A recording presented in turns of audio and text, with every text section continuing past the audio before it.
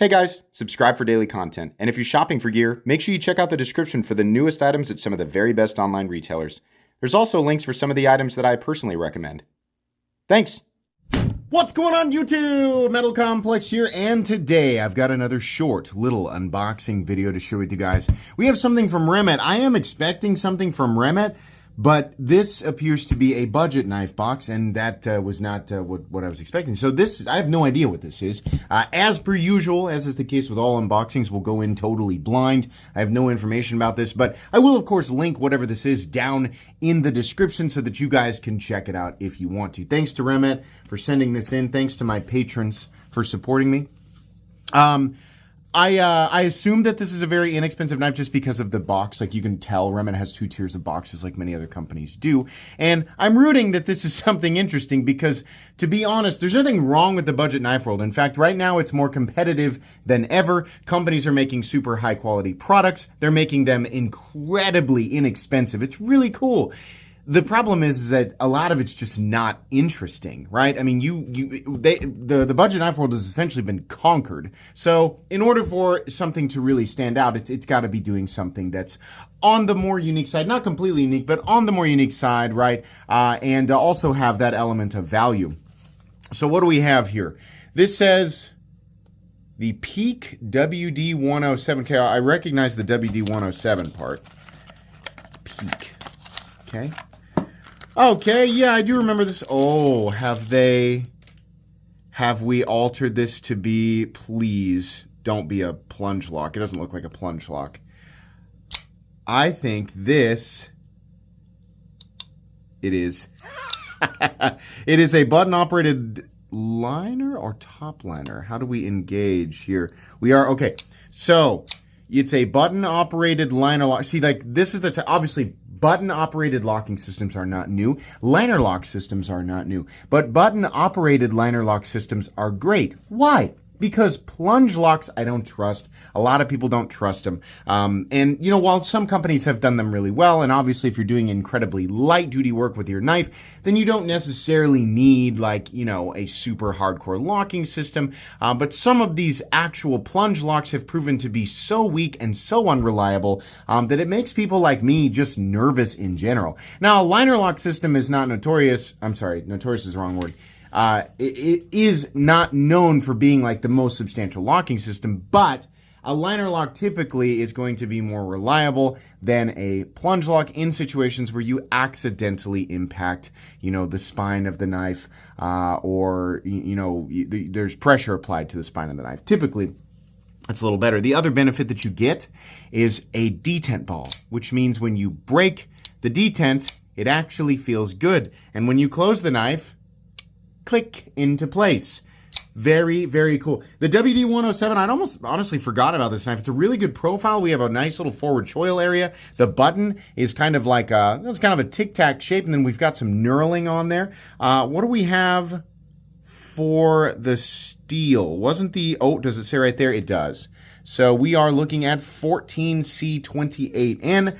14C28N has a pretty wide range. I mean, it, you know, even like, I don't know that I think 58 is exceptional, but I think like, you know, 59, like it can be right in there and be okay. Might even be that 58 is okay.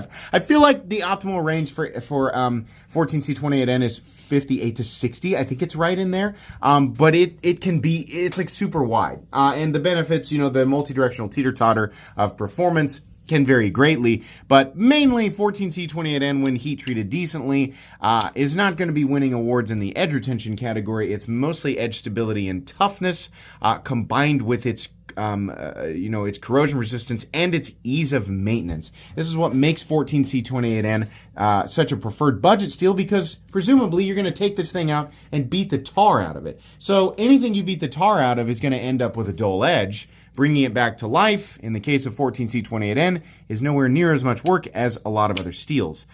This is a really good upgrade. I like this. I wish that I had the original WD-107. I think I probably gave away during the live stream.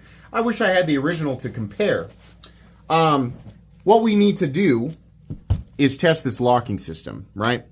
We have seen here recently that some of Kaiser's they weren't button-operated liner locks. They were like actual compression locks, or very similar.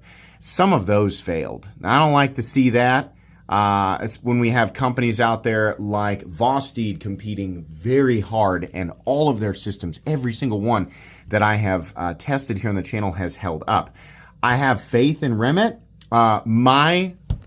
My little spine, I don't call it a spine whack test, I call it a spine tickle test, because my test is known far and wide as the lightest, most gentle test, the most easy to pass test on YouTube. Now, this is important because if it cannot pass my tickle test, then you need to go back to the drawing board. Okay, I am the tutorial. I am level 1. Okay, so let's go ahead and test this out.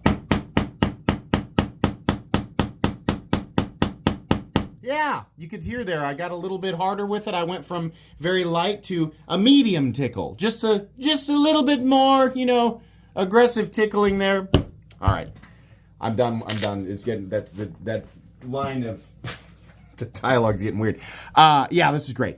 This is how it should be. A knife should be able to stand up to that. Not that that's what you're going to be doing with your knife, but it should be able to at least stand up to that in an unlikely situation where you are cutting and you slip and actually ram the blade into something, which is not an unreasonable thing to imagine. It's not a difficult thing to conceptualize, given the chaotic world that we live in, right? And if you've ever worked on a job site, if you've ever done any work at all with tools, you'll know that sometimes you slip and you bash your knuckles into stuff, or the tool slips and pokes you. I mean, it happens, I don't know, like pretty much every 8-hour workday that I can remember working on my dad's construction crew. Yeah, it's like once or twice a day, a small injury with a tool, right? So there's always somebody going, that's not a good test because it's never gonna happen like that in real life. What are you talking about? It is inevitable that it will happen in real life. That is a stupid argument. That is an avocado person argument. It doesn't make any sense to just be like, oh, you can't. Yeah, listen, if we're going to attach this to the back of a sledgehammer, right? And then I'm going to swing that sledgehammer so that this blade, right? I'm going to use the weight and mass of that sledgehammer to increase the force in which this blade is pounded against a concrete surface. That would be an example of an unrealistic circumstance because it doesn't actually represent any natural occurrence within an environment, right, where this would realistically be used. But a little bit of a taparoo, a tappy? Yeah, absolutely it does, right? So if you've got half your paragraph typed up and you're going to give me what for about whether or not that's a test that proves anything, delete it or go ahead and post it. And I'll throw tomatoes at you because I disagree. I think that this is a completely and totally appropriate test. And given that I am the level 1 of this test, I am the softest touch in this test, I think it does tell people, right? I mean, nobody's going to want a pocket knife that can't survive Metal Complex's little pillow fight test, right?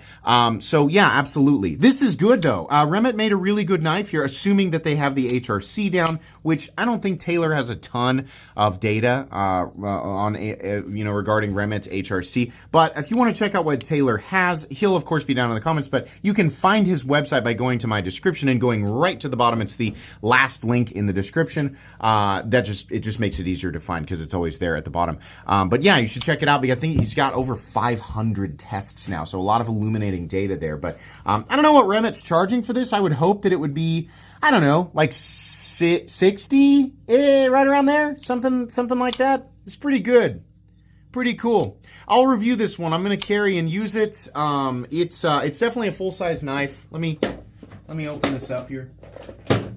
Give you a measurement real quick.